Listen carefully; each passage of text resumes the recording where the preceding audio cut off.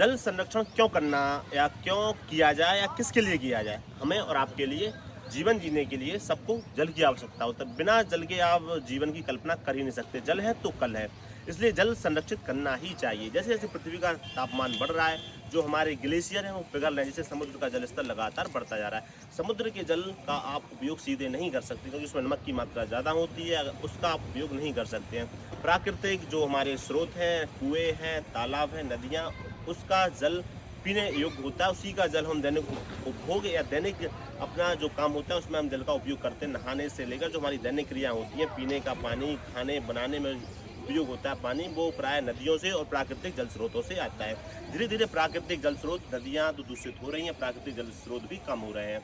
आज हमारा जीवन आरओ के पानी पर निर्भर हो गया, क्योंकि जो सीधा जल आ रहा है वो पीने योग्य उतना नहीं है जितना पहले हुआ करता था। इसलिए हमें जल संरक्षित करना है। वर्षा के जल या वर्षा के समय में जल आता है वो सीधा नदियों में चला जाता है, उसको हम संरक्षित नहीं कर पाते हैं, जिससे जो पृथ्वी का भूजल स्तर है वो काफ़ी कम हो रहा है। अगर हम वर्षा के जल को बचाएंगे तो पृथ्वी का जो हमारे आसपास का जो भूजल स्तर है वो बढ़ेगा, और जिससे जल की कमी भी कम होगी। फसलों में भी आप देखते होंगे, फसल में सबसे ज़्यादा पानी लगता है।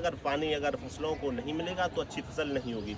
इसलिए हमें और आपको जल संरक्षण के बारे में सोचना होगा, और जल संरक्षण के बारे में एक विस्तृत वीडियो में हम जल्द ही यूट्यूब पर अपनी वीडियो लाएंगे। इसके बारे में हम जल संरक्षण के कई तरीके आपको बताएंगे, कैसे आप और हम जल संरक्षित कर सकते हैं। तो हमसे जुड़े रहिए जल संरक्षण के बारे में और अधिक जानकारी जानने के लिए। धन्यवाद। जय हिंद, जय भारत।